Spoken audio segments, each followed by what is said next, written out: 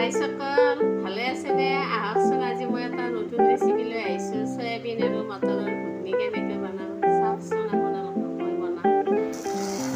মই চয়াবিনখিনি আগতে গৰম পানীত 10-20 মিনিটমান তিয়াই থলোঁ।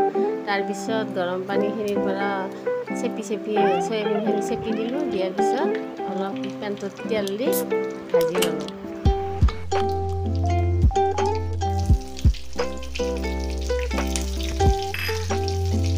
তাৰপিছত এই ৰৈ যোৱা তেলখিনিতে মই পিঁয়াজ, শুকান জলকীয়া, তেজপাত, আদা নহৰুৰ পেষ্ট এটা বনাই ল'লোঁ। সেইখিনিও তাতে দি দিলোঁ। কাশ্মীৰী জলকীয়াৰ গুড়ি, তাৰপিছত চব্জি মছলা অলপ, জিৰাৰ গুড়ি, ধনিয়াৰ গুড়ি চবখিনি দি মই একদম ভাজি ল'লোঁ। আদা অলপমান দি দিলোঁ।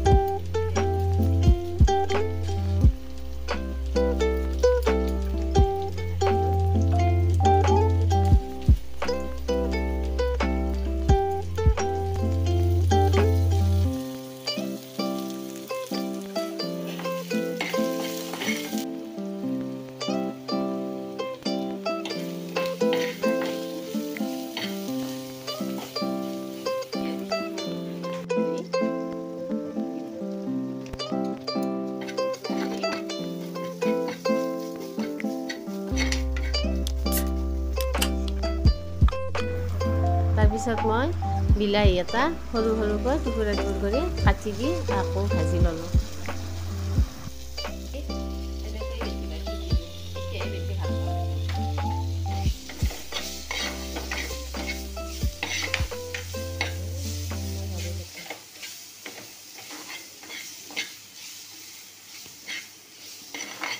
পানী দিলোঁ।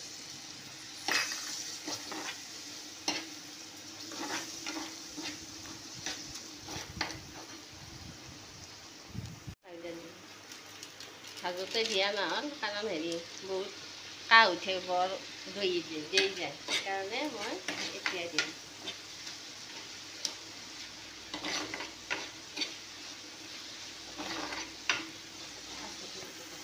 কাঁচা জলকীয়া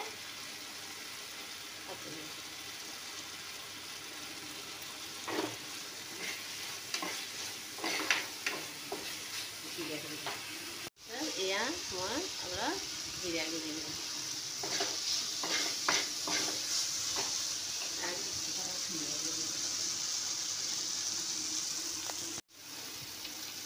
ধনিয়া গুড়ি দিম।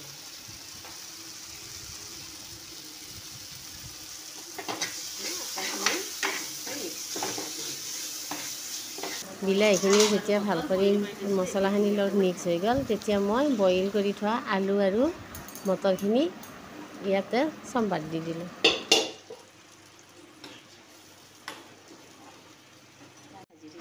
যেতিয়া অলপ উতল আহিল, তেতিয়া মই ভাজি থোৱা চয়াবিনখিনি ইয়াতে দি দিলোঁ।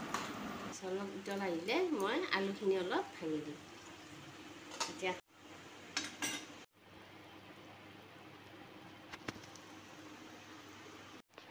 ধুনীয়াকৈ উতল আহিছে। এতিয়া মই 2-1 পিচ আলু এনেকৈ ভাঙি দিম।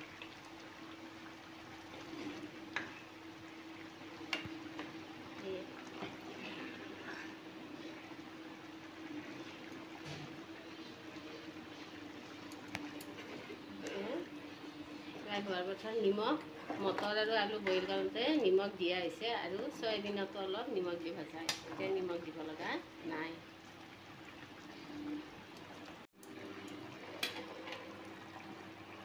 আৰু সম্পূৰ্ণ হোৱা নাই, আৰু অলপ সময় ক'ৰবাত 2-3 মিনিট অকণমান উতলা।